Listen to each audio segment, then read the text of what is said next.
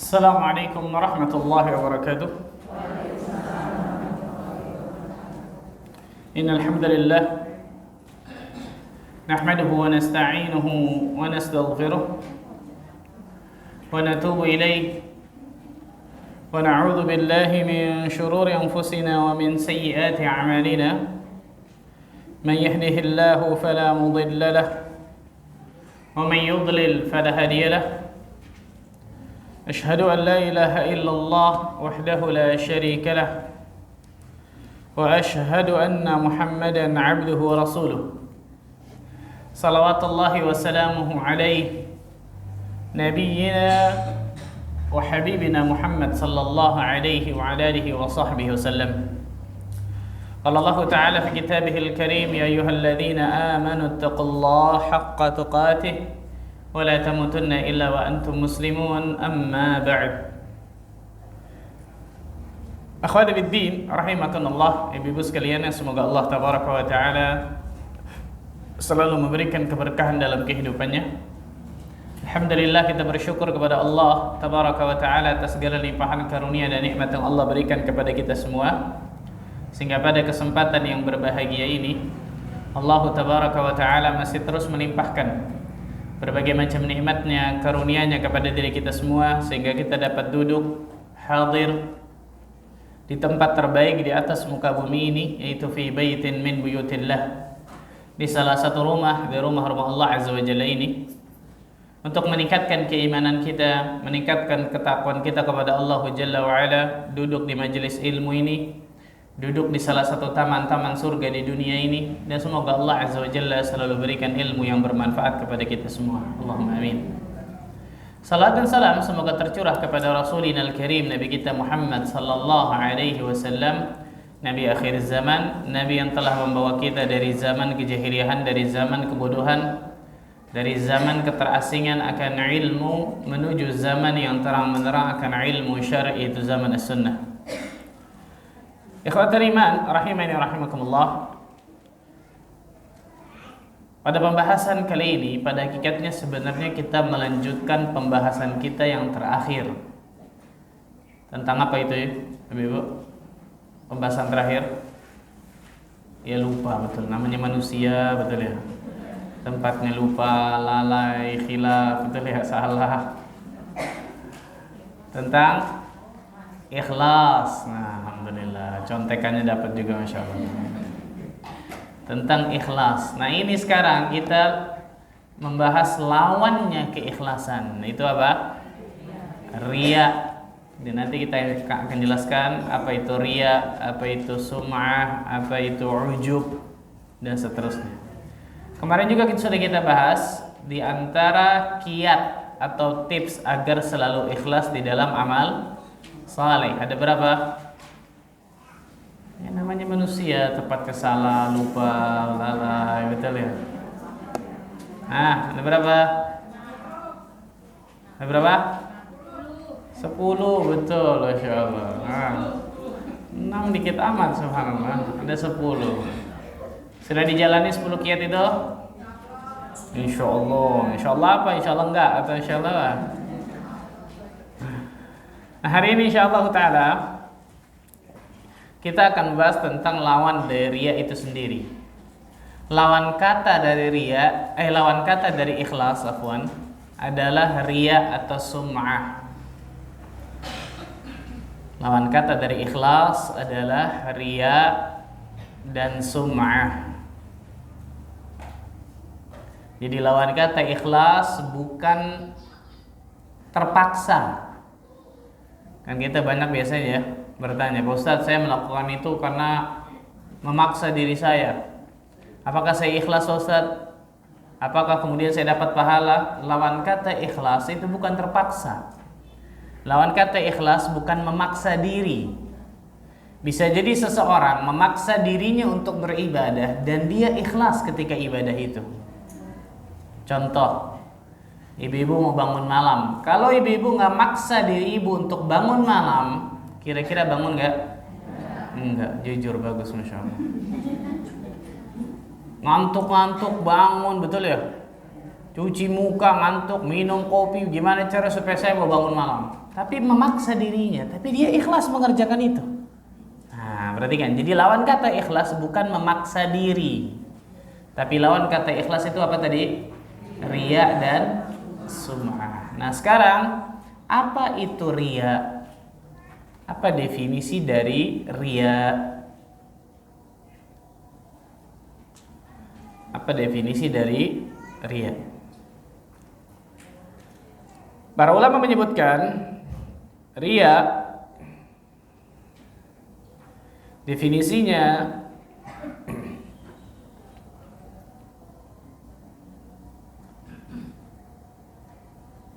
haqiqatul riya talabu ma fid dunya bil ibadah wa asluhu talabul manzilati fi qulubin nas. Kata Imam Al-Qurtubi, ini definisi yang disebutkan Imam Al-Qurtubi tentang riya. Riya kata beliau adalah mencari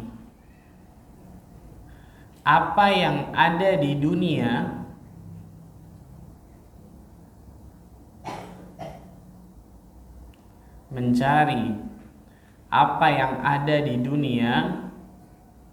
dengan ibadah. Mencari apa yang ada di dunia dengan ibadah. Wa asluhu talabul manzilati fi qulubin nas. Dan pada asalnya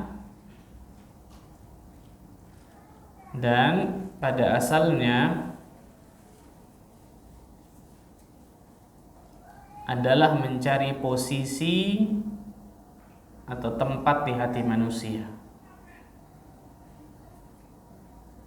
Dan pada asalnya adalah mencari posisi atau tempat di hati manusia.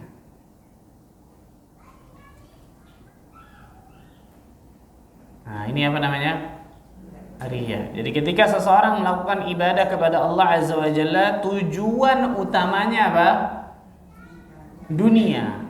Tujuan utamanya apa? Mencari tempat, mencari posisi, mencari pujian di hati manusia. Dia beribadah kepada Allah agar manusia menyanjungnya, agar manusia memujinya, atau dia agar mendapatkan duniawi semata. Jadi nggak ada tuh niat utamanya mau dapat surga, mau dapat pahala, mau diampuni dosa-dosanya, nggak ada. Tujuan utamanya ketika dia beribadah kepada Allah Azza wa Jalla agar mendapatkan posisi tempat di hati manusia. Ini namanya apa? Riya. Apa bedanya sama sum'ah? Ini adik kakak nih, Bu. Riya sama sum'ah adik kakak nih. Tapi mungkin beda ibu ya. Nggak tahu. Nabi SAW mengatakan, man samma'a samma'allahu bih, wa man yura'i yura'illahu bih. Barang siapa yang melakukan sum'ah, Allah akan bongkar aibnya nanti di hari kiamat. Dan barang siapa yang melakukan riya, Allah juga akan bongkar nanti aibnya di hari kiamat. Apa bedanya sama sum'ah? Dua-duanya sama-sama syirkul asghar. Dua-duanya ini, riya ataupun sum'ah, dua-duanya sama-sama syirik kecil. Kata para ulama, riya beramal karena ingin diperlihatkan kepada manusia atau kepada orang lain. Kalau riya beramal karena ingin diperlihatkan kepada orang lain.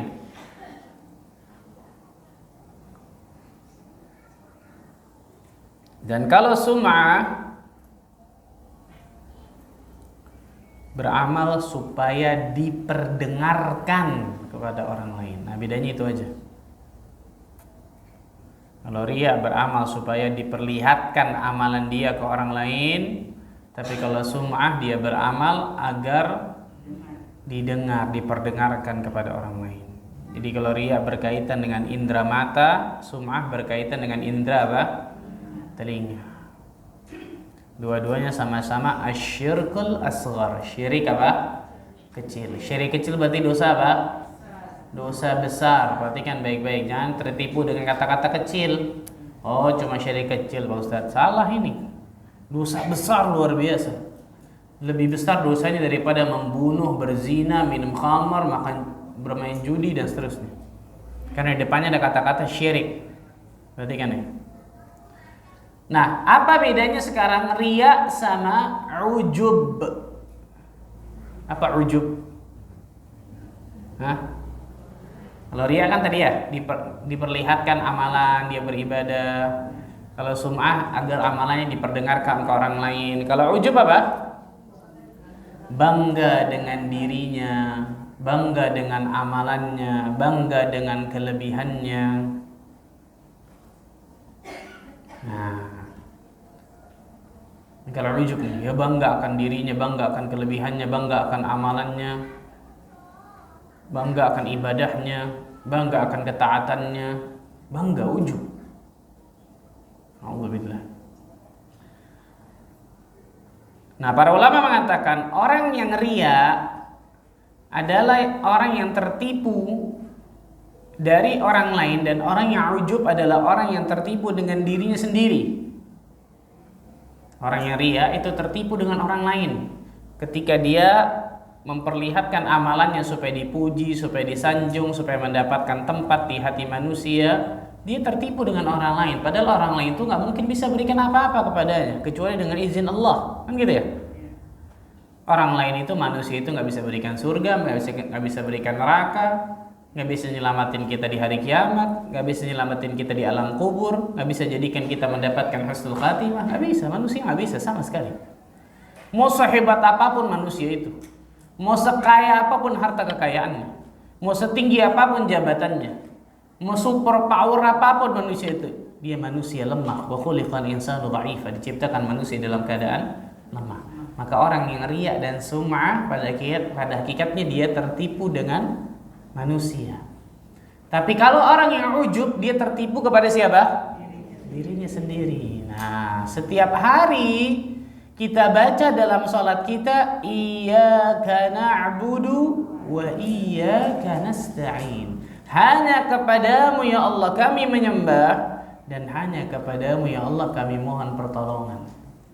Orang-orang yang benar-benar mempraktekkan, merealisasikan, mengamalkan satu ayat ini dalam Al-Quran ini, maka akan terlepas dari 3 penyakit hati ini: riya, sum'ah, ujub. Iyyaka na'bud, hanya kepadamu ya Allah kami menyembah. Berarti tidak berharap kepada manusia sama sekali, betul? Nggak berharap amalannya dilihat orang, nggak berharap amalannya didengar orang, nggak berharap amalannya disanjung, dipuji orang, nggak ada urusan. Iyyaka na'bud, hanya kepadamu ya Allah kami menyembah. Berarti hanya berharap dari Allah balasannya. Wa iyyaka nasta'in, dan hanya kepadamu ya Allah kami mohon pertolongan. Berarti orang tersebut nggak akan pernah tertipu dengan dirinya, karena dia tahu tanpa bantuan Allah saya nggak bisa apa-apa di atas muka bumi ini. Tanpa bantuan Allah nggak mungkin saya bisa ibadah. Tanpa bantuan Allah nggak mungkin saya bisa sholat. Tanpa bantuan Allah nggak mungkin saya bisa dapatkan surga. Tanpa bantuan Allah nggak mungkin saya dapatkan hidayah siratal mustaqim. Tanpa bantuan Allah, ibu-ibu, ibu-ibu nggak mungkin bisa duduk di sini belajar dan mengajar, betul ya? Iyyaka na'budu wa iyyaka nasta'in. Ini luar biasa ayat ini. Makanya Ibnu Qayyim punya satu kitab khusus 3 jilid besar-besar membahas satu ayat ini dalam Al-Quran. Iyyaka na'budu wa iyyaka nasta'in. Karena itu inti Al-Quran ini nih. Hanya kepadamu ya Allah kami menyembah, dan hanya kepadamu ya Allah kami mohon pertolongan. Orang-orang yang benar-benar merealisasikan, mengamalkan, mempraktekkan ayat ini dalam kehidupannya akan terlepas dari 3 penyakit hati kronis ini luar biasa: riya, sum'ah, dan juga apa? Ujub. Nah, ini tentang 3 tadi. Nah, pertanyaannya sekarang, apa sih sebab-sebab riya dan sum'ah itu apa biasanya? Sebab-sebab riya dan sum'ah.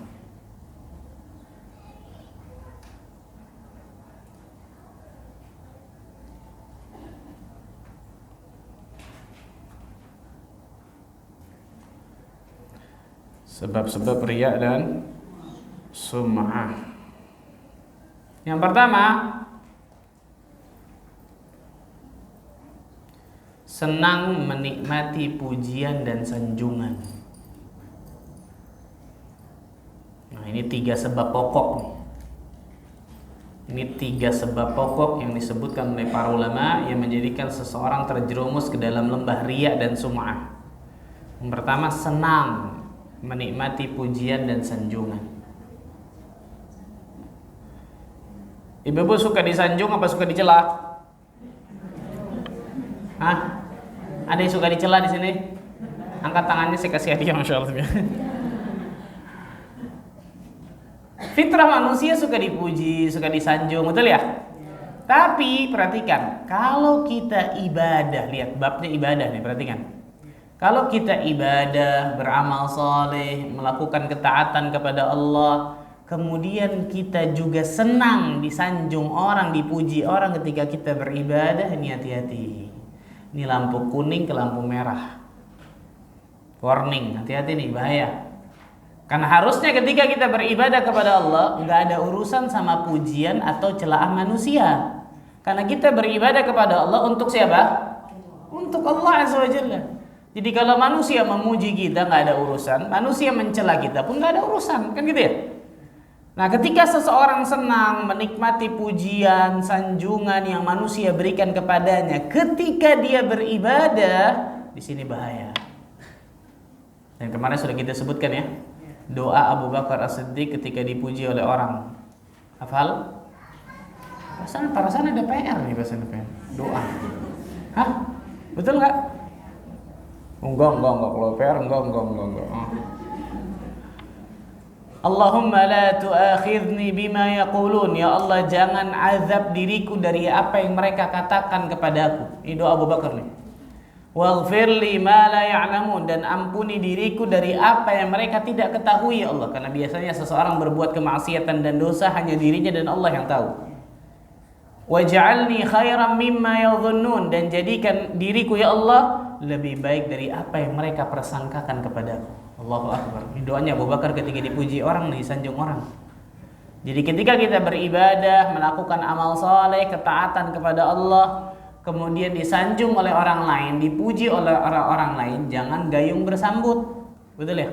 Kurang pujiannya, masa segitu doang? Tambah dong. Salah. Betul ya?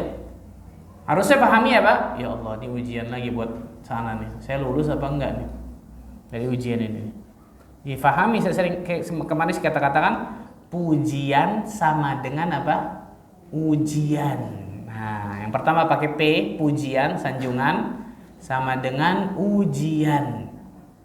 Pujian manusia ke kita, sanjungan manusia kepada kita. Ketika kita melakukan ibadah kepada Allah, melakukan amal saleh, itu ujian tersendiri yang Allah kasih kepada kita. Lulus apa enggak? Orang yang senang menikmati pujian dan sanjungan berlebihan, hati-hati nih. Maka syaitan akan selalu mengarahkan kepada riya dan sum'ah tersebut. Ketika dia beribadah kepada Allah, agar dipuji orang, agar disanjung orang, agar dilihat orang, agar dikatakan orang saleh, agar dikatakan bu hajah, bu haji, apalagi itu, dan seterusnya. Ini sebab riya yang pertama. Sebab riya yang kedua, kebalikannya, menghindari atau takut celaan manusia. Ini kebalikannya nih. Menghindari atau takut celaan manusia.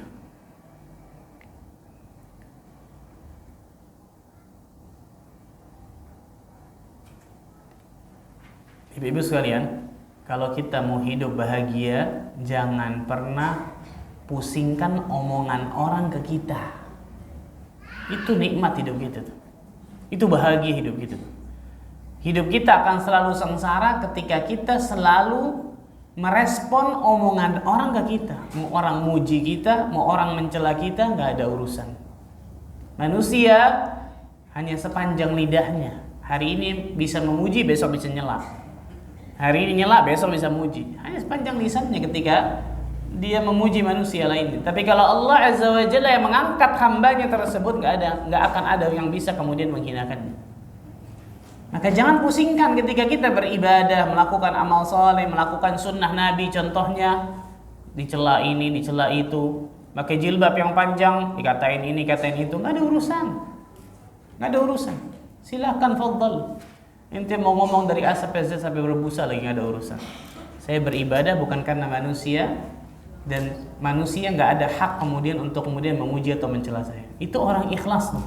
Mau orang muji, mau orang mencela, itu nggak ada pengaruh sama dirinya, karena dia beribadah hanya kepada siapa? Allah. Berarti dia hanya mengharapkan balasan dari siapa? Allah. Jadi ketika beribadah sedikit manusia celah, sudahlah nggak usah lah, tadi dikatain orang.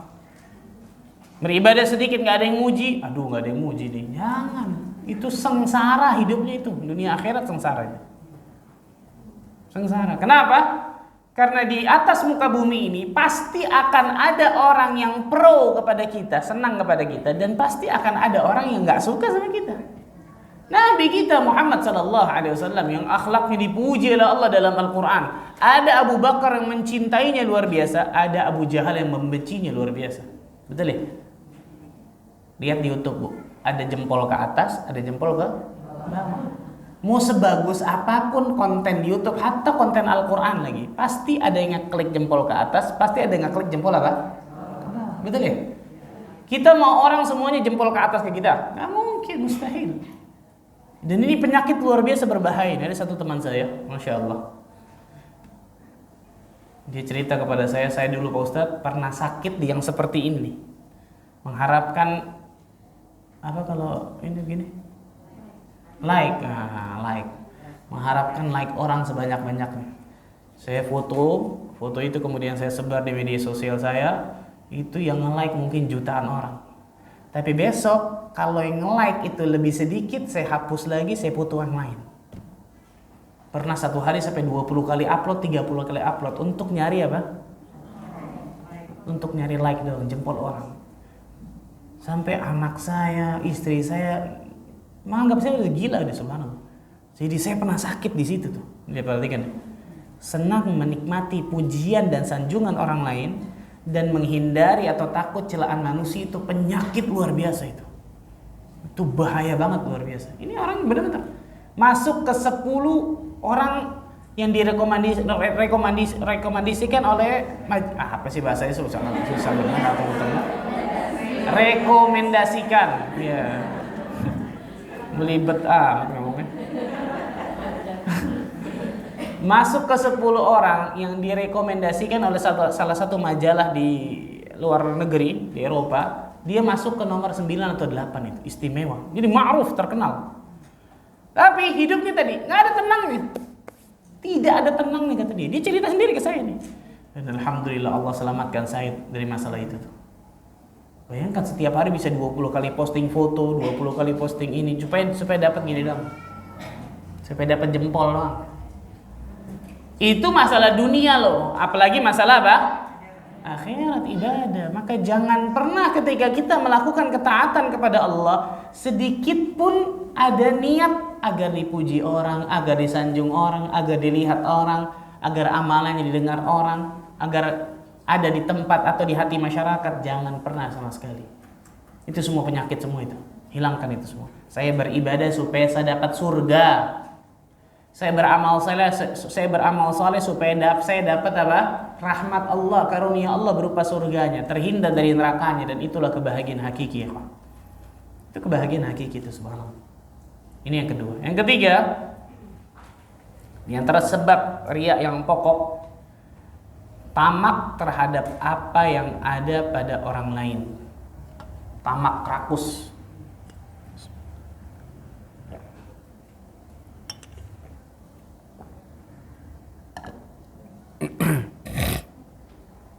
Tamak atau rakus sangat menginginkan terhadap apa yang ada pada orang lain. Nah, ini bahaya banget, luar biasa nih.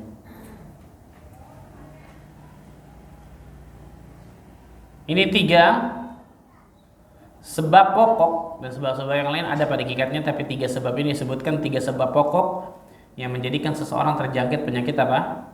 Riya. Maka jangan pernah ketika kita beribadah, hati-hati nih. Ketika hati kita sudah mulai senang menikmati pujian sanjungan, menghindari atau takut celaan manusia, tamak, rakus, sangat menginginkan terhadap apa yang ada pada orang lain, pada manusia, ini bahaya nih.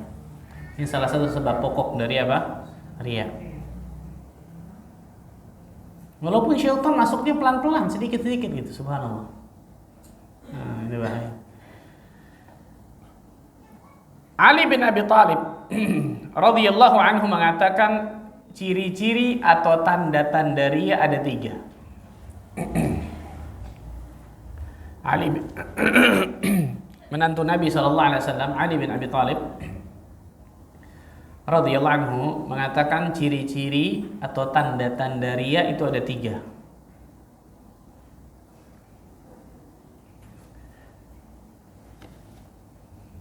Yang pertama, dia menjadi pemalas apabila sendirian. Kalau sendiri nih jadi pemalas, malas ngapa-ngapain, ibadah malas, baca Quran malas, sholat malas, zikir malas.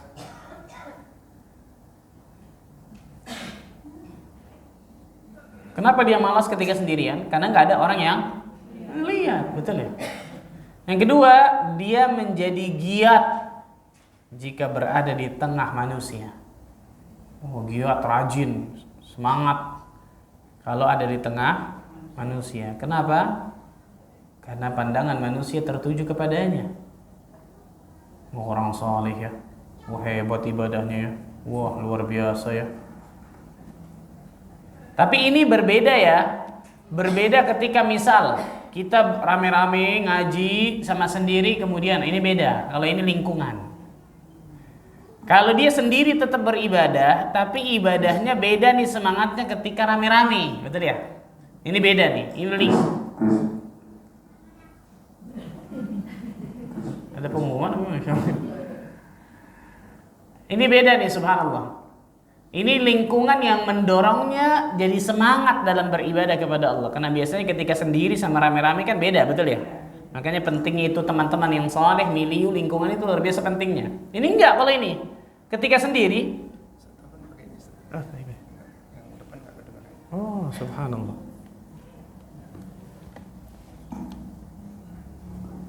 Terus, jazakallahu khair. Ini nggak usah. Baik. Jadi ketika dia sendiri, maka dia menjadi pemalas ketika dalam kesendirian. Dia nggak mau ibadah karena nggak ada tujuannya, nggak ada mata manusia tertuju kepada dirinya itu. Tapi ketika di hadapan orang lain, karena ada orang banyak lihat saya, maka saya harus ibadah ini. Bahaya kalau nggak saya ibadah, saya nggak dikatakan orang soleh nantinya. A'udzubillahi min dzalik. Ini yang kedua. Yang ketiga,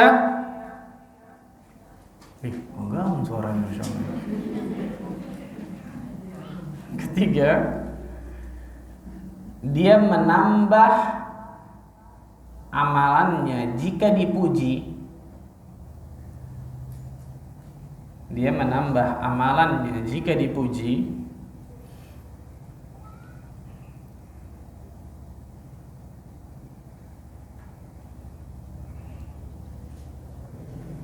Dan dia berkurang amalannya jika diejek atau dicela.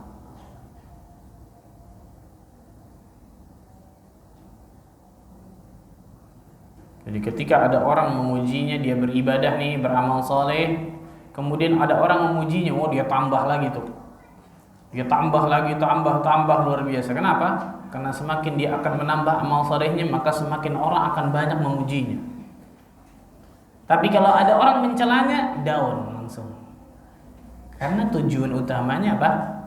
Di jempol, betul ya? Like. Tujuan utamanya sanjungan manusia. Tujuan utamanya adalah pujian manusia. Tempat di hati manusia. Na'udzubillah. Dia menambah amalannya jika dipuji dan dia berkurang, bahkan meninggalkan amalan tersebut jika dicela. Na'udzubillah min dzalik. Ini 3 ciri-ciri atau tanda-tanda riya yang disebutkan oleh Ali bin Abi Thalib radhiyallahu anhu. Dan riya ini, ikhwatul iman rahimani rahimakumullah, ada pada berbagai macam. Ada pada berbagai macam. Para ulama menyebutkan macam-macam riya.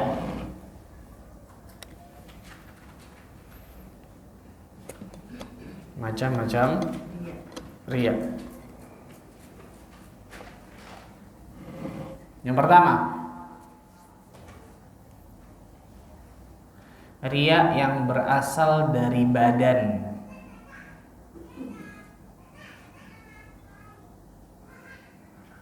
Riya yang berasal dari badan.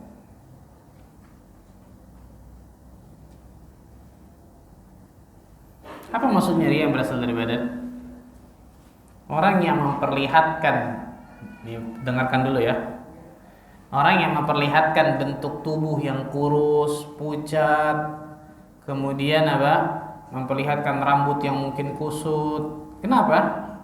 Agar dianggap orang yang beribadah dan takut akan akhirat. Paham, Bu? Kenapa nih tubuhnya kurus, pucat, matanya apa? Celong gitu. Masyaallah, subhanallah. Dia bangun banyak sholat malam, berarti luar biasa nih. Bisa dipahami? Kalau orang yang riyanya masalah dunia, dia penampilan yang ditampilkan, betul ya? Tapi bukan itu tujuannya. Bukan tujuannya saya kelihatan kurus, saya kelihatan gemuk, bukan itu. Tapi ada di balik itu tuh. Kenapa kok kurus? Kenapa kok mukanya celong? Kenapa kok pucat dan seterusnya? Iya, saya sholat malamnya lama banget soalnya. A'udzubillah min dzalik, as-salatu asyik. Ini contoh nih, riya yang berasal dari badan. Jadi bukan badannya kemudian dia perlihatkan ke orang. Walaupun itu bisa juga, walaupun itu masuk ke pamer kalau itu kan gitu ya. Lebih masuk ke pamer masalah duniawi. Tapi bukan itu.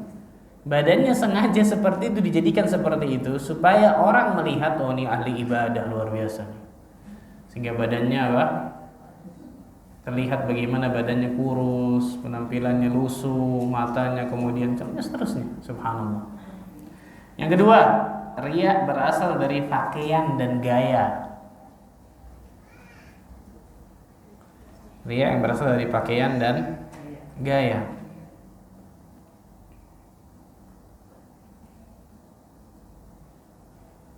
Dia berpakaian kalau zaman dulu kain suf, namanya kain suf. Kain yang tebal yang dipakai biasanya oleh orang-orang yang miskin. Kenapa? Supaya dianggap orang zuhud. Supaya dianggap orang yang mementingkan akhirat, menjauhi dunia. Jadi pakaiannya sengaja bukan dia tampilkan apa? Yang bagus-bagus. Padahal supaya orang melihatnya dan orang memujinya. Oh, Masya Allah ya. Dia padahal bisa beli pakaian yang mahal, ternyata dia pakaian yang lusuh. Dan ternyata dia adalah orang yang zuhud. Padahal enggak. Yang namanya zuhud itu di hati, gak ada urusan. Zuhud itu amalan hati. Ada orang-orang yang gak punya harta di tangannya, tapi dunia dan harta itu ada di hati dan pikirannya. Apakah ini zuhud? Bukan. Tapi ada orang-orang dunia ada di tangannya, dia orang kaya Masya Allah, tapi dunia itu gak ada di hati dan pikirannya. Ini zuhud ini. Ini zuhud. Jadi zuhud itu amalan apa? Hati. Ketika seseorang meninggalkan segala sesuatu yang menyibukkannya dari Allah, itu zuhud itu. Dia meninggalkan segala sesuatu yang menyibukkan dirinya dari Allah dan alam akhirat. Itu zuhud. Yang ketiga, riya dalam perkataan. Perkataan seperti memberi nasihat, menghafal kisah-kisah orang soleh terdahulu, memperlihatkan kedalaman ilmunya supaya diperhatikan sama orang. Oh, perkataannya istimewa nih, tinggi banget ilmunya, luar biasa ini.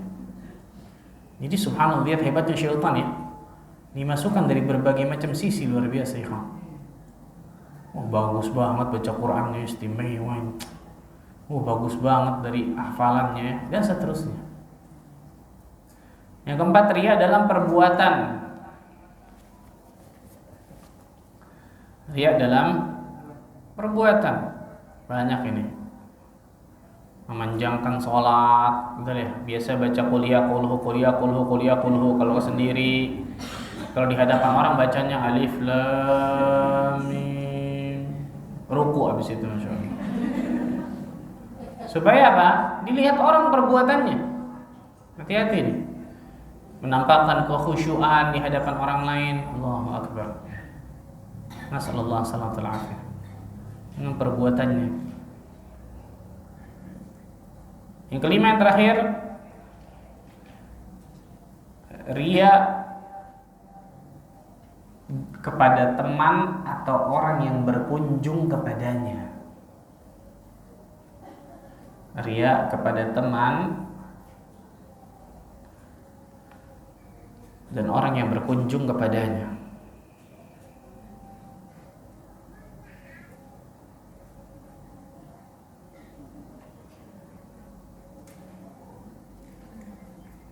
Misal yang banyak berkunjung kepadanya ternyata orang-orang yang berilmu, orang-orang saleh, para masyayikh misal, para gurunya, maka orang akan berkomentar, oh, Masya Allah ya rumahnya ya. Banyak ulama yang sering datang kepada rumahnya, banyak teman-teman yang saleh. Intinya adalah komentar orang, betul ya? Intinya adalah komentar orang, mata manusia tertuju kepadanya, amal salehnya diperlihatkan kepada orang, mau dikatakan orang saleh dan seterusnya. Jadi hati-hati nih, riya ini ternyata dalam berbagai macam aspek bisa masuk ini, betul ya? Ini bahayanya, subhanallahil azim. Na'udzubillah min dzalik, nasallallahu alaihi wasallam. Tapi nanti kita akan sebutkan juga amalan yang dianggap itu riya padahal bukan riya. Nah, nanti kita akan sebutkan. Ikhwatul iman, rahimani rahimakumullah. Ibu-ibu sekalian, sekarang kita akan sebutkan dulu bahaya riya. Apa saja bahaya dari riya yang mengancam diri kita kalau kita melakukan amalan ini? Kita tahu bersama riya itu tadi apa? Asyirkul asghar, syirik kecil. Syirik kecil berarti dosa besar. Saya ulangi berkali-kali ini. Syirik kecil berarti dosa besar. Ketika orang melakukan riya ini, maka ini dapat merusak segala aspek dalam kehidupannya. Bahaya yang besar yang mengintai dirinya luar biasa dunia akhirat ketika orang itu berlaku riya. Apa saja bahaya riya tersebut? Yang pertama, bahaya riya yang pertama,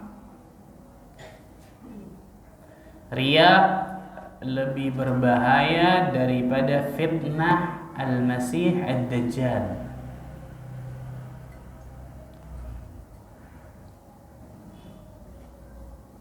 Riya lebih berbahaya dari fitnah Al-Masih Ad-Dajjal.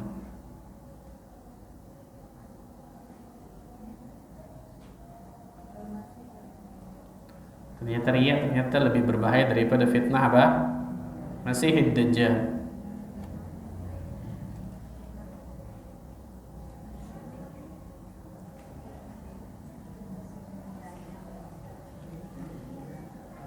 Dalam hadis yang sahih yang diriwayatkan Imam Ibnu Majah, hadis yang hasan, Rasulullah sallallahu alaihi wasallam bersabda, "Ala ukhbirukum bima huwa akhwafu 'alaikum 'indi min fitnatil Masiihid Dajjal?" Maukah aku kabarkan kepada kalian wahai para sahabatku tentang satu fitnah yang lebih tersembunyi, lebih berbahaya daripada fitnah Masiihid Dajjal. Kita tahu bersama fitnah Masiihid Dajjal ini fitnah yang luar biasa berbahaya. Tidak ada seorang nabi kecuali nabi tersebut pasti memperingatkan umatnya tentang fitnah Masiihid Dajjal. Salah satu tanda kiamat besar, ada 10 tanda kiamat besar, salah satunya khurujud Dajjal, keluarnya Dajjal nanti di akhir zaman. Rasul mengatakan, maukah aku kabarkan kepada kalian wahai para sahabatku tentang satu fitnah yang fitnah ini lebih berbahaya dari fitnah Masiihid Dajjal? Bala ya Rasulullah, mau Rasulullah. Apa itu? Asyirkul khafi, syirik yang tersembunyi, syirik yang tersamar, syirik yang ngumpet. Kenapa dinamakan asyirkul khafi? Karena terkadang seseorang melakukan syirik yang tersembunyi ini dan dia nggak sadar. Dia tidak sadar melakukan apa? Kesyirikan ini. Maka disebut syirik yang tersamar, syirik yang ngumpet, yang tersembunyi. Seperti apa itu? An yaqumar rajul yusalli fayuzayyina salatahu lima yara min naghari rajulin. Seperti seseorang salat berdiri kemudian menghiasi salatnya, mengindah-indahkan salatnya agar pandangan manusia tertuju kepadanya. Jadi ternyata terkadang seseorang melakukan riya dan dia tidak sadar dia melakukan riya. Ini bahayanya. Hati-hati nih, subhanallah. Ternyata ini lebih berbahaya daripada fitnah Masiihid Dajjal. Angkat tangannya. Ada hadiah ini. Kenapa pada satu sisi ini sisi ibadah nih, Fitnah Masihid Dajjal itu terkalahkan dengan fitnah asyirkul khafi. Ada yang tahu apa sebabnya?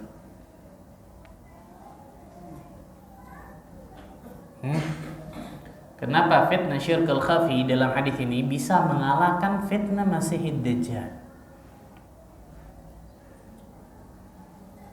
Minum dulu ya. Kali aja dapat setelah minum jawabannya tuh. Nah, dapat? Karena tujuannya dia atau pamer kepada orang lain. Bedanya maksud kenapa bisa mengalahkan fitnah Masihid Dajjal?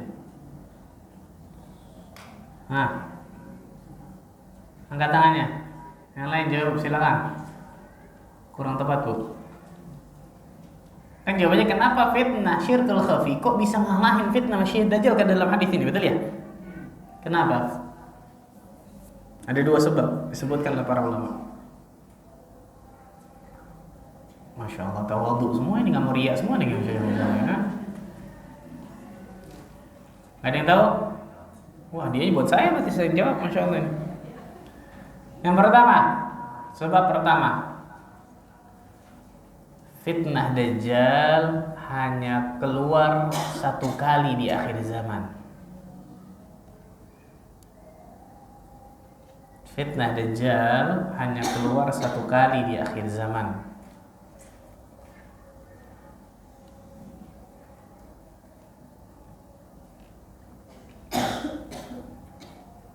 Fitnah Dajjal hanya keluar satu kali di akhir zaman. Sedangkan fitnah syirik yang tersembunyi setiap saat manusia bisa terkena dengannya.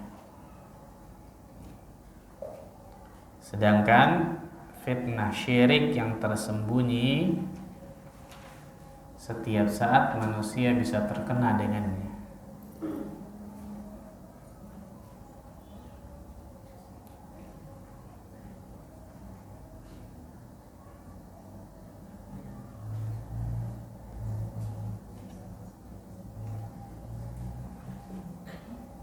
Sekarang udah ada belum bu fitnah Dajjal bu? Belum. Karena itu diantara tanda-tanda 10 kiamat apa? Besar. Keluarnya Dajjal nanti di akhir zaman. Sedangkan fitnah syirkul khafi, kapanpun, dimanapun, bagaimanapun kita bisa terkena dengan fitnah itu. Betul? Betul. Betul ya? Sedangkan fitnah Dajjal cuma sekali nanti di akhir zaman. Ini sebab yang pertama. Fitnah Dajjal hanya keluar satu kali di akhir zaman, sedangkan fitnah syirik yang tersembunyi setiap saat manusia bisa terkena dengannya. Yang kedua, sebab yang kedua, orang-orang yang saleh dan jujur keimanannya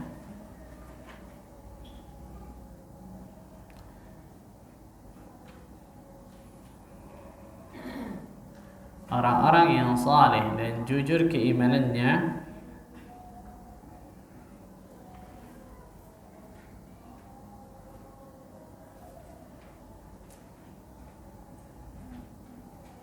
akan Allah selamatkan dari fitnah Dajjal.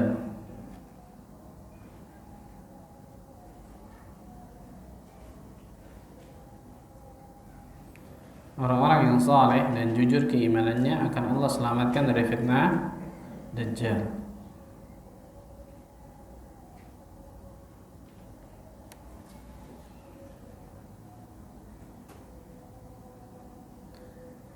Sedangkan fitnah syirik yang tersembunyi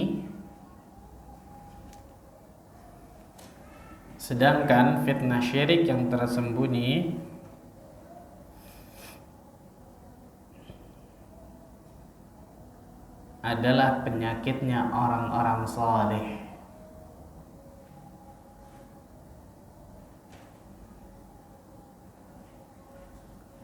Ini yang kedua nih. Orang-orang yang saleh, jujur keimanannya kepada Allah, maka Allah akan selamatkan dari fitnah Dajjal nanti di akhir zaman. Contoh, Nabi SAW mengatakan, "Man hafidha awwal suratil kahfi usima minad Dajjal." Barang siapa yang menghafal 10 ayat pertama dari surat Al-Kahfi, maka akan diselamatkan dari fitnah Dajjal. Intinya orang yang saleh jujur keimanannya kepada Allah, Allah akan selamatkan dari fitnah Dajjal. Sedangkan fitnah syirik yang tersembunyi, penyakitnya siapa? Penyakitnya orang-orang yang sholat berjamaah di masjid. Penyakitnya orang-orang yang kajian kayak gini nih, betul ya? Penyakitnya orang-orang yang sedekah kelihatan orang. Penyakitnya orang yang umroh, haji mungkin setiap tahun, betul ya? Kenapa? Kenapa, Bu? Karena manusia akan mengujinya, betul ya? Oh, Masya Allah ya, hebat ya. Anda bisa kajian rutin, luar biasa. Anda bisa sholat berjamaah ke masjid 5 waktu bagi laki-laki. Gak ada manusia menguji orang ketika orang itu berbuat maksiat dan dosa. Gak ada. Hebat ya, bisa minum khamr 1 drum misalnya. Ada gak, Bu? Gak ada. Hebat ya itu. Bisa zina setiap hari ya, hebat luar biasa. Gak mungkin. Yang ada sebaliknya. Aduh, maksiat jangan dekat-dekat nih, balak ntar nih. Kan gitu ya? Tapi kalau dia orang saleh, coba lihat, seorang pemuda hadir kajian rutin 5 waktu di masjid, Masya Allah, rajin, multazim ala sunnah, orang-orang akan memujinya. Masya Allah, saleh ya, alim ya. Nah, ketika gayung bersambut hati kita memuji, disenang, dipuji oleh orang lain, nah di situ bahaya saya katakan tadi, lampu kuning ke lampu merah. Nah, ini 2 sebab yang menjadikan fitnah syirik yang tersembunyi mengalahkan fitnah Dajjal. Baik, kita lanjutkan. Bahaya riya yang kedua. Riya akan menghapuskan atau membatalkan amal saleh. Yang kedua. Pokoknya saya mau kedua, nggak mau tahu. Betul kedua? Betul. Kan baru 1 tadi. Balik ke bahaya riya. Oh, iya. Riya akan menghapuskan atau membatalkan amal saleh. Allah Azza wa Jalla berfirman dalam surat Al-Baqarah ayat ke-264. Surat Al-Baqarah surat kedua ayat 264. Riya akan membatalkan atau menghapuskan amal saleh. Dalilnya nih. Al-Baqarah 264. Allah Azza wa Jalla berfirman, Ya ayyuhalladzina amanu la tubtilu sadaqatikum bil manni wal adha kalladhi yunfiqu malahu ria'an nas wa la yu'minu billahi wal yawmil akhir famathaluhu kamathali صفوان عليه تراب فأصابه وابل فتركه صلدا لا يقدرون على شيء مما كسبوا والله لا يهدي القوم الكافرين. Wahai orang-orang yang beriman, kata Allah, janganlah kalian menghilangkan, janganlah kalian membatalkan pahala sedekah kalian dengan menyebut-nyebut pemberian dan menyakiti perasaan si penerima. Seperti apa itu? Seperti orang yang menginfakkan hartanya karena riya. Lihat, dia nafkahkan hartanya, dia sedekahkan hartanya, diinfakkan hartanya karena apa? Riya. Perumpamaannya seperti batu yang licin yang di atasnya ada tanah atau debu. Batunya licin, di atasnya tanah atau debu. Kemudian apa? Kemudian batu tersebut ditimpa hujan yang lebat, lalu menjadikan dia bersih, gak ada tanahnya, gak ada sama sekali bekas tanah atau debu tersebut, betul ya? Karena ditimpa hujan yang lebat. Mereka tidak menguasai sesuatu pun dari apa yang mereka usahakan, dan Allah Azza wa Jalla tidak memberi petunjuk kepada orang-orang kafir. Lihat, ini gambaran yang sangat tragis, yang sangat menyedihkan bagi orang-orang yang riya. Contohnya sedekah, kemudian dia tidak ikhlas, sedikit pun gak ada pahalanya. Dan kemarin sudah kita bahas, di antara 10 kiat agar selalu ikhlas apa? Mengingat azab yang khusus yang Allah sediakan bagi orang-orang yang tidak ikhlas. Azabnya khusus, bayangkan. Sudah nggak dapat pahala, dapat apa?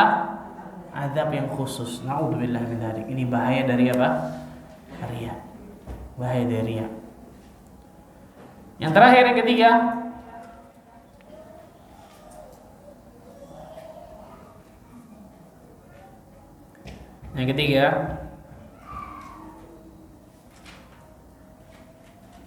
bahaya dari yang ketiga, dan saya sebutkan yang sedikit karena banyak, luar biasa, nggak mungkin saya sebutkan semua.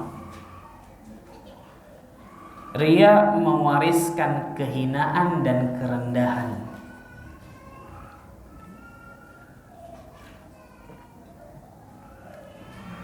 Riya mewariskan kehinaan dan kerendahan. Nauzubillah min dzalik. Ini bukan warisin bagus, tapi mewariskan apa? Kehinaan, kerendahan, keburukan, seterusnya. Dalam sebuah hadis yang diriwayatkan Imam At-Tabrani, Imam Ahmad, disahihkan oleh Syekh Ahmad Muhammad Syakir, Rasulullah sallallahu alaihi wasallam bersabda, "Man sam'a'an nas bi'amalihi, sam'a Allah bihi masami'a khalqihi, wa saghirahu wa haqqirahu." Barang siapa yang memperdengarkan amalannya kepada orang lain, memperdengarkan amalan tadi apa? Sum'ah. Kalau riya tadi memperlihatkan apa? Amalan. Kalau memperdengarkan amalan kepada orang lain namanya apa?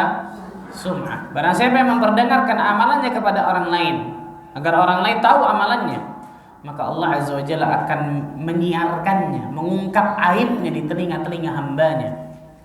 Dan Allah akan merendahkan dia, dan Allah akan hinakan dirinya. Nauzubillah min dzalik. Coba bayangkan, Allah akan bongkar aibnya, Allah akan singkap aibnya di hadapan, di telinga-telinga manusia itu. Bisa di dunia, apalagi di akhirat, naudzubillah. Allah akan rendahkan dan Allah akan hinakan dirinya. Maka fikirkan ini baik-baik ini. Kalau kita mau riya kepada manusia, Allah bisa rendahkan dan hinakan kita dunia akhirat itu. Main-main. Naudzubillah min dzalik. Ini 3 dari sekian banyak riya, bahaya dari riya. Nah, yang terakhir, beberapa perkara yang tidak termasuk riya. Nah, ini penting nih.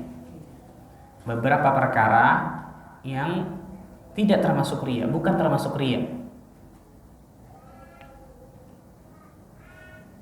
Yang pertama,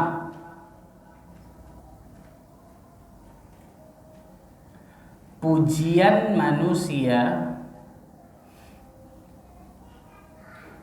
kepada seorang hamba yang berbuat kebaikan. Pujian, sanjungan manusia kepada seorang hamba yang berbuat kebaikan, berbuat amal baik, amal saleh.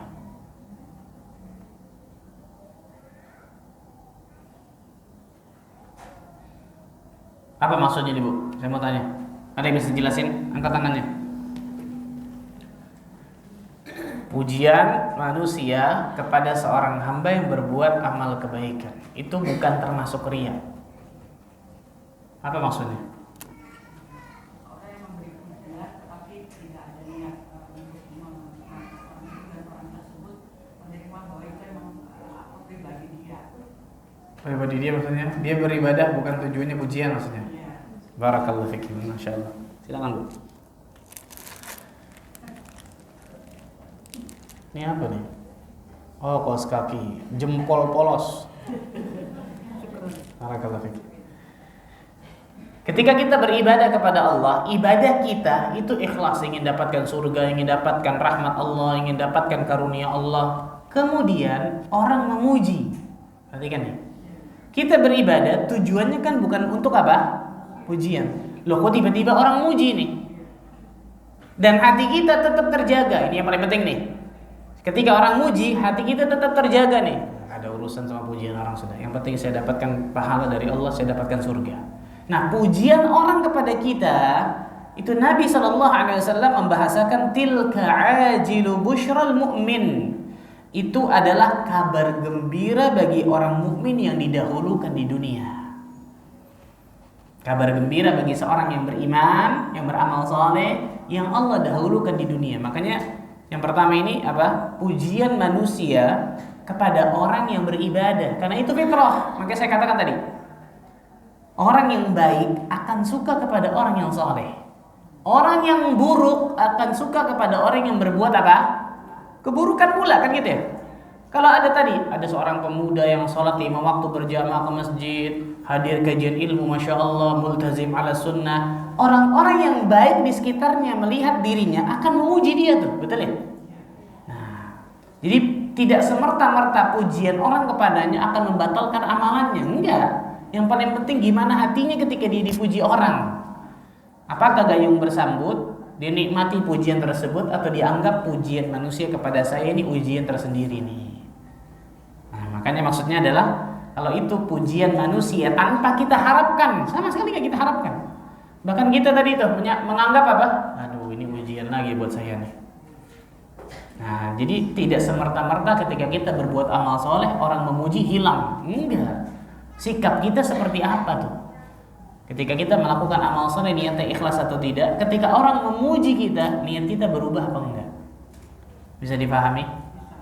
Nabi SAW dalam hadis yang sahih dari Imam Muslim dari Abu Dzar Al-Ghifari, qila ya Rasulullah sallallahu alaihi wasallam, Abu Dzar bertanya, "Ara'aita ar-rajul ya'malu al-'amala min al-khair wa yahmaduhu an-nas 'alaihi?" Ya Rasulullah, bagaimana pendapat engkau tentang seseorang yang mengerjakan satu amal saleh lalu orang memujinya? Apa kata Nabi? Tilka ajilu busyral mu'min. Itu adalah merupakan kabar gembira bagi orang mukmin yang diberikan di dunia terlebih dahulu sebelum di akhirat. Dengan syarat nanti hatinya tetap dia jaga. Jangan kemudian gayung bersambut. Sudah dipuji orang, kok segitu doang pujiannya? Salah, betul ya? Yang kedua,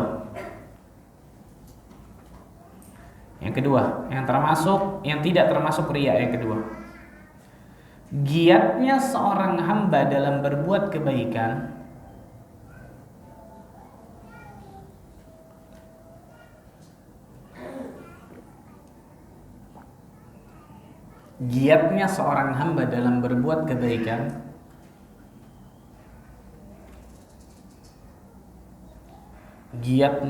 rajinnya seorang hamba dalam berbuat kebaikan ketika bersama orang-orang yang saleh dan rajin ibadah. Nah, ini yang saya katakan tadi nih. Giatnya, rajinnya seorang hamba dalam berbuat kebaikan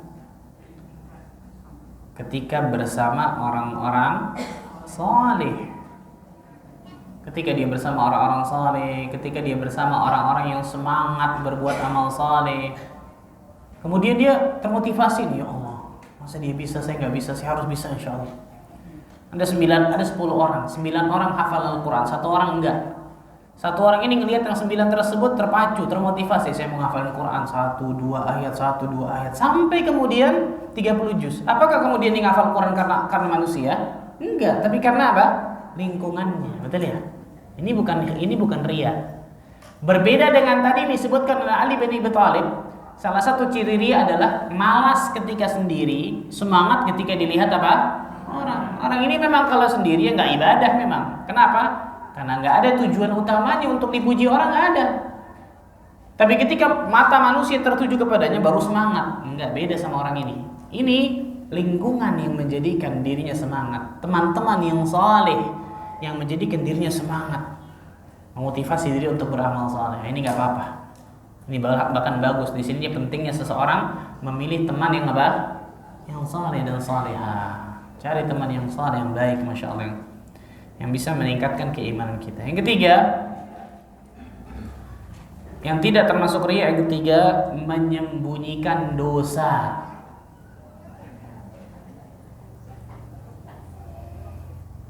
Menyembunyikan apa? Dosa.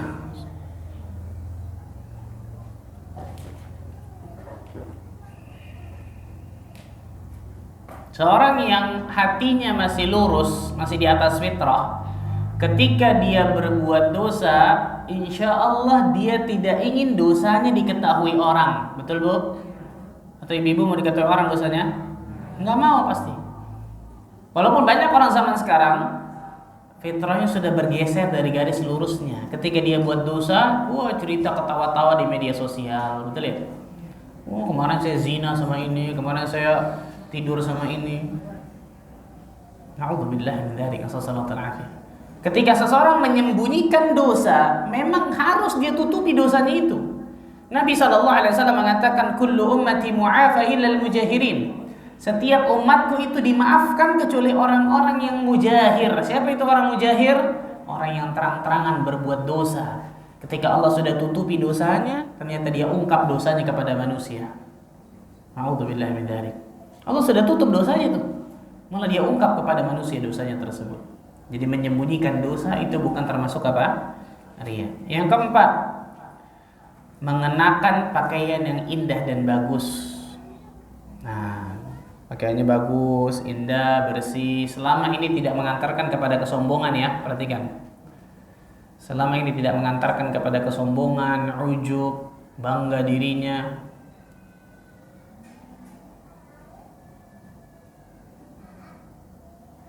Mengenakan pakaian indah, bagus, rapi, bersih.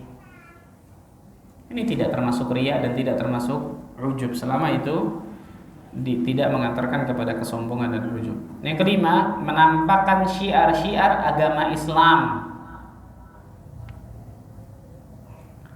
Menampakkan syiar-syiar agama Islam. Karena dalam Islam sudah kita jelaskan kemarin masalah ikhlas, ada ibadah yang bisa disembunyikan, ada ibadah yang tidak mungkin bisa disembunyikan. Ibu kajian di sini, gimana sembunyi-sembunyi Bu? Masa pakai helm satu-satu nih, kan nggak mungkin, betul ya? Pakai topeng satu-satu misalnya, kan nggak mungkin. Siapa Anda nih? Saya fulan bin fulan. Seseorang sholat berjamaah di masjid bagi laki-laki, kan nggak mungkin ngumpet-ngumpet, nggak mungkin sembunyi. Haji, umroh, kan nggak mungkin nggak kelihatan manusia, betul ya? Menampakkan syiar-syiar agama Islam itu tidak termasuk riya dengan syarat tadi, niatnya memang untuk siapa? Allah ketika dia beribadah kepada Allah. Salah satunya apa? Berdakwah. Menampakkan syiar-syiar agama Islam, berdakwah nih contoh. Ibu-ibu nge-share nih kajian dengan Ustadz Ahmad Bazher di Masjid Al-Mutmainnah jam 9 sampai jam setengah 11 di komplek apa ini? Persada, itulah subhanallah. Niatnya dia nge-share supaya apa? Orang ngelihat, datang, sehingga dia dapatkan pahala orang yang mengikuti itu. Ini nggak riya, betul ya? Tapi tetap harus apa? Jaga niatnya, supaya saya dapatkan pahala mereka, supaya saya menyiarkan agama Allah, supaya saya membantu dakwah ini, kan gitu ya? Tetap jaga niatnya tuh. Maka ini bukan riya. Nah ini beberapa yang tidak termasuk riya yang disebutkan para ulama. Dan obat penyakit riya sudah kita sebutkan tadi kemarin 10 ya. Bagi yang belum datang bisa ditanya kepada yang sudah datang. Kiat agar selalu ikhlas itu sama dengan obat riya, ada 10.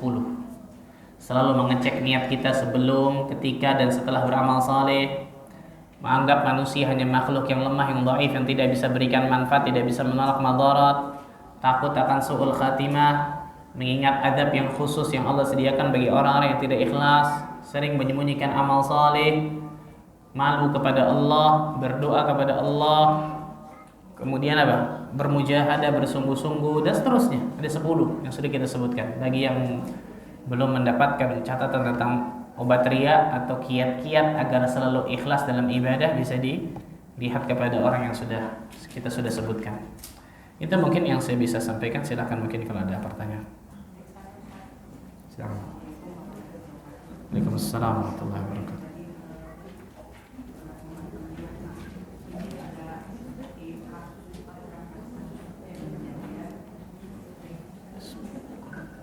Ketika kita menasihatkan orang tersebut, dia itu diundang antara maulid nabi atau miros, tapi kita mengingatkan Ustaz kalau itu tidak ada sebenarnya. Apakah itu bagian dari pamer atau riya? Apa yang kita lakukan? Memberi nasihat itu mengingatkan dia untuk tidak menghadiri acara tersebut dan jalan dengan Ustaz.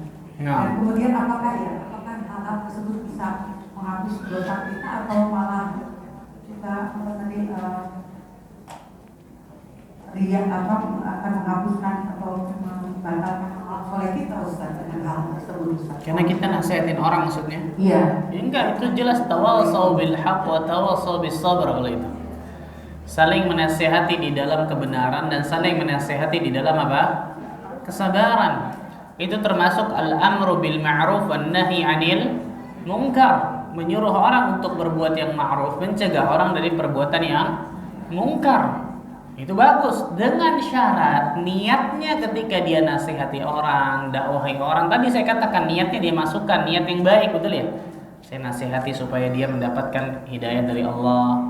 Saya dakwakan supaya Allah berikan hidayah taufik kepadanya, bukakan hatinya. Ini malah bagus, malah ini yang dituntunkan, ini yang diharuskan dari diri kita, bukan diam kan gitu. Tapi perhatikan, ketika kita nasihati orang, dakwahi orang, ada ilmunya, ada caranya, ada seninya. Yang pertama tadi niat kita benerin dulu, ikhlas, betul ya. Kemudian caranya harus benar. Makanya kata para ulama, ketika orang ingin mendakwahkan orang lain, minimal ada 3 hal dalam dirinya. Semuanya belakangnya U. Al-ilmu, ar-rifqu, as-sabr. Harus ada 3 hal minimal. Dia harus berilmu, dia harus lemah lembut, dia harus sabar. Nah, kenapa? Karena ketika seseorang menasihati orang lain, mendakwahkan orang lain, ingat, tidak semua orang yang kita nasihati dan kita dakwahi bisa langsung terima, betul ya? Walaupun cara kita sudah lemah lembut, cara kita sudah sabar, cara kita sudah benar, bahkan memberikan kebaikan, ngasih hadiah dulu sebelum nasihati, betul ya? Bisa jadi ditolak, bisa jadi diterima, betul ya? Makanya Allah lanjutkan setelah wa tawassaw bil haqq wa tawassaw bis sabr. Karena seseorang ketika berdakwah di jalan Allah wajib punya kesabaran. Karena nggak mungkin, nggak ada tantangan, mustahil. Hatta Nabi SAW yang dakwahnya sudah nggak pernah kita ragukan sama sekali. Ilmunya kita nggak ragukan, kelemah lembutannya kita nggak ragukan, kesabarannya kita nggak ragukan, akhlaknya kita nggak ragukan. Ada tantangan dari orang-orang Quraisy, betul ya? Itu sunnatullah. Itu sunnatullah. Makanya ini penting nih. Selain niat kita yang benar ketika kita dakwahin orang, ketika kita nasihatin orang, caranya pun harus benar. Caranya pun harus benar, dengan lemah lembut, dengan sabar, dengan santun, kasih hadiahmu dulu mungkin, berikan akhlak yang mulia dulu kepadanya mungkin. Cari waktu yang tepat untuk ngomong, betul ya? Jangan setiap ketemu kita kena semprot. Aduh. Nah, akhirnya setiap niat muka kita apa? Aduh, kena lagi nih saya insyaallah. Nah, betul ya? Jadi subhanallah, ketika kita berdakwah di jalan Allah ada seninya, ada caranya. Ada caranya. Minimal 3 tadi, berilmu, lemah lembut, bersabar. Al-ilmu, ar-rifqu, as-sabr. Dan yang paling penting apa?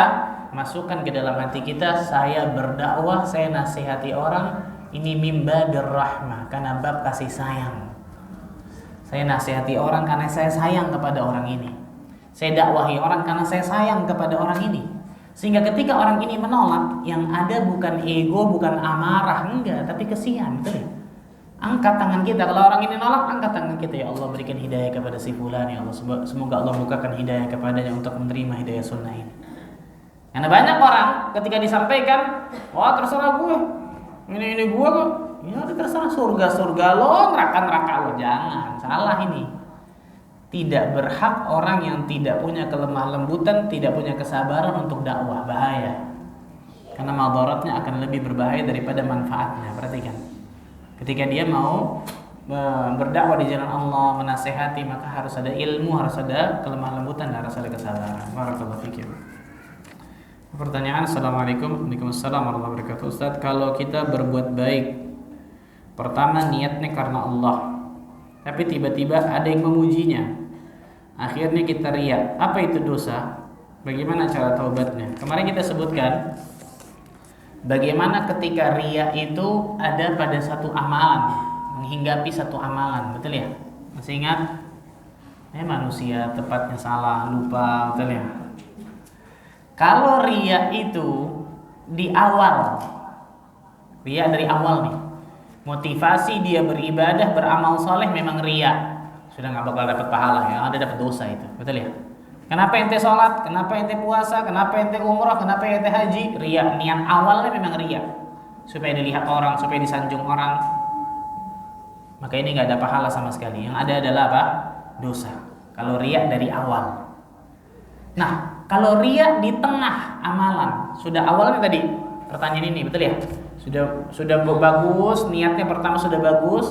Kemudian tadi ada orang memuji. Di tengah timbul riya. Di sini dibagi oleh para ulama. Apakah amalan tersebut amalan yang berkesinambungan atau amalan yang terhenti, terputus? Contoh. Amalan tersebut amalan sholat. Dari awal sudah cek niat ikhlas. Rakaat pertama ikhlas, rakaat kedua ikhlas, rakaat ketiga ada orang di samping kita yang kita harapkan sesuatu darinya. Entah itu calon mertua lah, entah itu pejabat lah, siapalah. Sehingga ketika rakaat ketiga niat yang tadinya lurus kemudian apa? Belok, seperti riya. Tapi ini sholat yang paling penting apa? Akhirnya, karena ini amalan yang berkesinambungan. Amalan yang apa? Berkesinambungan. Maka kalau ternyata riya itu muncul di tengah amalan, yang harus kita lakukan memperjuangkan agar niat itu kembali ke rel aslinya lagi. Ingat tentang surga, ingat tentang neraka, ingat amalan tidak akan dibalas kecuali ikhlas. Sehingga niat yang tadi sempat belok tuh balik lagi. Bisa jadi belok lagi, balikin lagi terus. Yang akan Allah lihat ujungnya nanti salam. Assalamualaikum warahmatullahi wabarakatuh. Assalamualaikum warahmatullahi wabarakatuh. Kalau itu ikhlas dapat pahalanya. Kalau ternyata dari rakaat ketiga riya, rakaat keempat riya, assalamualaikum tetap riya, habis hancur itu semua. Tapi ada amalan yang enggak berkesinambungan. Contoh. Ketika seseorang sedekah. Pertama sedekah 50.000, ikhlas. Kemudian ketika dia sedekah seperti itu, ada orang muji sehingga dia sedekah 100.000. Tapi yang 100.000 ini apa? Riya, bisa dipahami? Yang 50.000 dia dapat pahala enggak? Dapat. Tapi yang 100.000 dapat enggak? Enggak. Karena amalan tersebut beda tuh, betul ya? Yang ini selesai 50.000, yang ini beda 100.000. Bisa dipahami? Jadi kalau riya itu di tengah amalan, lihat amalannya. Kalau amalan itu masih berkesinambungan terus, puasa contoh dari pagi sampai itu, betul ya? Awalnya sudah niat ikhlas, masya Allah puasa sunnah misal. Di tengah-tengah ketemu orang, masya Allah puasa sunnah bagus ya, masya Allah soleh. Wah dipuji macam-macam, niat belok. Tapi kan belum selesai, belum sampai maghrib, betul ya? Maka berusaha untuk mengembalikan niatnya lagi, karena yang Allah lihat akhirnya, endingnya, ujungnya. Karena itu amalan yang berkesinambungan. Tapi kalau amalan yang sekali langsung, nah ini hati-hati nih, subhanallah. Bagaimana kalau riya itu di akhir? Di awal sudah cek niat benar, di tengah sudah cek niat, masya Allah ikhlas. Sudah selesai amalan tersebut baru timbul riya. Maka pendapat yang lebih rajih, riya setelah amal soleh itu selesai tidak membatalkan amalan, tapi yang bisa membatalkan apa kemarin? Ujub. Seseorang sholat malam nih, ikhlas karena Allah. Sebelum dia sholat malam, ikhlas karena Allah. Ketika sholat malam ikhlas, sampai selesai ikhlas. Ketika di pagi hari timbul ujub dalam dirinya, timbul bangga akan amal salat malam tadi, maka Allah Azza wa Jalla akan batalkan pahala salat malam itu. Jadi yang bisa menghilangkan pahala amal soleh sebelum dan ketika beramal itu riya. Tapi kalau setelah beramal itu apa? Ujub. Bisa dipahami? Maka banyaklah bertaubat kepada Allah. Kalau dia tahu ternyata dia pernah riya dan seterusnya, bertaubatlah kepada Allah dengan menjalani syurutut taubah, syarat taubat, menyesal, meninggalkan perbuatan tersebut, berazam, bertekad kuat untuk tidak mengulanginya. Kemudian memperbanyak amal saleh setelahnya, memperbanyak istighfar kepada Allah dan seterusnya. Wallahu a'lam bishawab. Yang lain?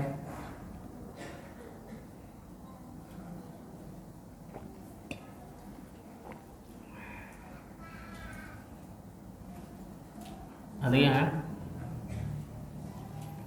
Alhamdulillah sudah pada ikhlas ini, jauh dari riya, masya Allah.